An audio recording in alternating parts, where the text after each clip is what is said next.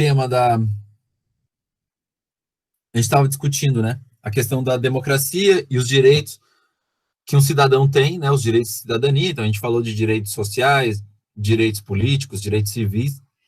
E aí, um tema hoje que é muito comum nas democracias modernas é falar sobre direitos humanos, né? Então, geralmente é um tema que nos últimos tempos, sei lá, talvez aí nos últimos 15, 20 anos, tem levantado mais polêmica, assim, muita gente, principalmente quem assiste esses programas de jornalismo de notícias, né, que dão geralmente à tarde, noite, falando sobre que geralmente abordam, né, o tema da criminalidade, da violência nas cidades.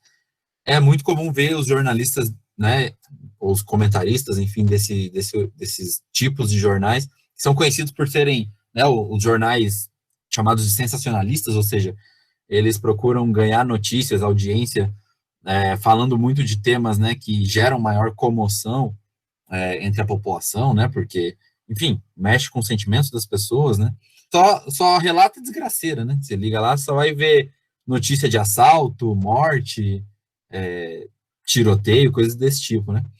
Então, a ideia desse tipo de programa geralmente é ganhar audiência aí, né, mostrar coisas que chocam, que chamam muito a atenção e procurar fazer digamos assim, uma grande divulgação disso, né? E fazer comentários, enfim, em cima desse tipo de situação. Esses caras faz algum tempo, né? Já eles começaram a falar mal, ou têm falado mal da ideia de direitos humanos, né? Mas, em geral, é engraçado porque, não sei se vocês repararam nisso, quando eles falam em direitos humanos, eles tendem a falar nos direitos humanos como se fosse uma pessoa, né? Eles dizem, o pessoal dos direitos humanos, né? Mas, na verdade, os direitos humanos não são uma pessoa, né? Eles são uma legislação, como está escrito ali no slide, né? Então, não é uma pessoa, não é um ser humano que, digamos assim, que representa os direitos humanos, né? É uma legislação que os países que fazem parte da ONU, né? A Organização das Nações Unidas, que surgiu em 1945, logo depois da Segunda Guerra Mundial, com o objetivo de mediar, né, os conflitos entre os países, para que a gente não venha no futuro a ter uma outra guerra como a Segunda Guerra Mundial, né, que é apontada aí como, se não a pior, né, mas uma das piores guerras que a humanidade já passou. Então, dentro da ONU, e aí o Brasil faz parte, né, o Brasil é um país que está associado à ONU, então, essa declaração, né, que a gente hoje em dia chama de direitos humanos, é uma declaração que foi assinada, né, a partir da ONU, que também é uma instituição que surgiu logo depois da Segunda Guerra Mundial, para tentar mediar os conflitos, digamos assim, entre os países e evitar que as divergências acabem indo para a guerra, né, que é muito pior para todo mundo, especialmente para as pessoas mais pobres, mais vulneráveis, né, a uma guerra. Então, na verdade, os direitos humanos, quando a gente está falando disso, no final das contas, os direitos humanos, o que é, então, né? É uma declaração, um documento mesmo. Se você for agora, por exemplo, abrir aí o navegador de internet e colocar direitos humanos, você vai ver provavelmente que vai aparecer, você pode ler o documento, inclusive, né, na íntegra, se você tem interesse,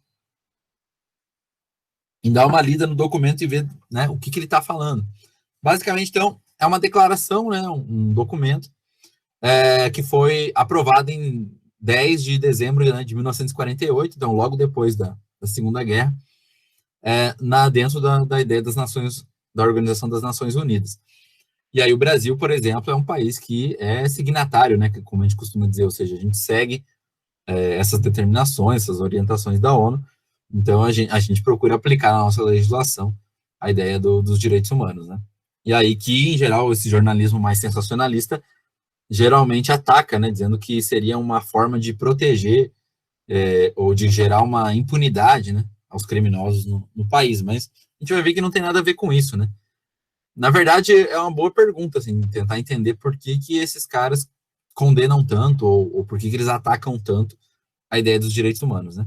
Então, na verdade, ela nada mais é do que uma declaração que procura dar garantias de direito à vida e à liberdade para as pessoas, né? Com reconhecendo que nós somos diferentes, né? A gente vive hoje por muito tempo, se a gente pensar aí até na relação das ciências sociais, né, com a biologia, por muito tempo, os nossos antepassados aí viveram em tribos muito pequenas, né?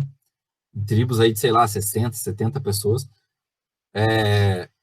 que eram muito homogêneas, né? Que é um pouco que a gente discute quando a gente analisa o Durkheim, né? A ideia dele de solidariedade mecânica e solidariedade orgânica. Ou seja, antes das sociedades modernas, a gente vivia em sociedades muito mais simples, em geral, né? Com um número muito reduzido de pessoas em comparação ao tamanho das sociedades que a gente tem hoje, e que, consequentemente, eram sociedades muito homogêneas, ou seja, as pessoas viviam, quase todo mundo seguia a mesma religião, as crenças políticas, as ideologias políticas também, não havia muita divergência, eram sociedades, a rotina de trabalho, de estudos, era tudo muito parecido, não tinha grandes diferenças, né? Mas agora, quando a gente pensa em sociedades modernas, isso mudou muito, né? A gente pensar aí principalmente a partir do renascimento do comércio, pensando aí a partir do final da Idade Média, principalmente, início da Idade Moderna, da sociedade capitalista, a gente vê um florescimento do comércio, do desenvolvimento da ciência, de uma divergência de várias bandeiras políticas, ideologias políticas. Se a gente pensar na medida que a gente começar a esse florescimento do comércio, sociedades que até então não tinham contato umas com as outras começaram a se conhecer e a fazer tanto comércio, né? Quanto também, claro, fazer um comércio não é só trocar um produto, né? Também muitas vezes envolve se relacionar, aprender a língua dos outros povos, entender que eles têm outras religiões, outras formas de ser, de viver, enfim, uma outra cultura, né? A gente pode pensar. Claro que é muito legal quando a gente pensa, às vezes, que conhecer uma nova cultura, conhecer hábitos diferentes, uma maneira diferente de ser, é interessante, mas sim, gerou conflitos também, né? Quando os europeus, se a gente pensar a partir dos europeus, né? Chegando na América, na África, na Oceania, na Ásia, enfim, todos os continentes que eles acabaram chegando, mas não foi uma coisa tão pacífica, né? Por quê? Porque a ideia também não era só fazer comércio, né? Muitas vezes virou um projeto de dominação desses outros povos, né? Então, em geral, ninguém aceita, né, ser dominado pacificamente, né? Ninguém diz, não, de boa, pega minhas coisas aqui, faça o que você quiser, né? Não é assim que as coisas funcionam. Então, na medida que a humanidade foi tendo mais contato entre culturas e povos diferentes, virou um desafio, né? Aprender a conviver com a diversidade. E aí, voltando à ideia da Segunda Guerra, talvez, qual que é uma grande marca, né? Porque ela não foi só uma guerra marcada, e aí, claro, pensando nesse contexto, então, de sociedade já plural, de uma sociedade já que, numa mesma sociedade convivendo diversas culturas, né? E aí, claro, a grande perseguição da Segunda Guerra ficou marcada pelo Holocausto, ou seja, a exterminação ou a perseguição em massa do povo judeu, né? Que não era uma novidade também na Europa, né? Há muito tempo já acontecia, desde quando teve o surto da peste negra na Europa, muitos acusaram os judeus também, colocaram a culpa neles.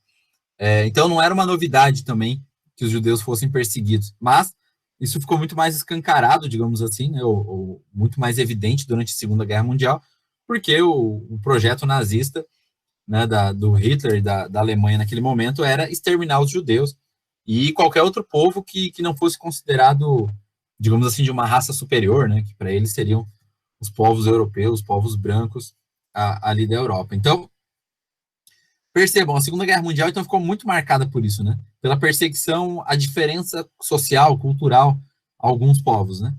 Então, pensar nesse sentido, seja perseguição aos judeus, mas não só aos judeus, né? O nazismo ficou muito conhecido também por perseguir os negros, ciganos, homossexuais, deficientes físicos. Então, foi uma série de grupos, né? De pessoas que foram perseguidas e executadas, e aí os campos de concentração, tem vários filmes, né?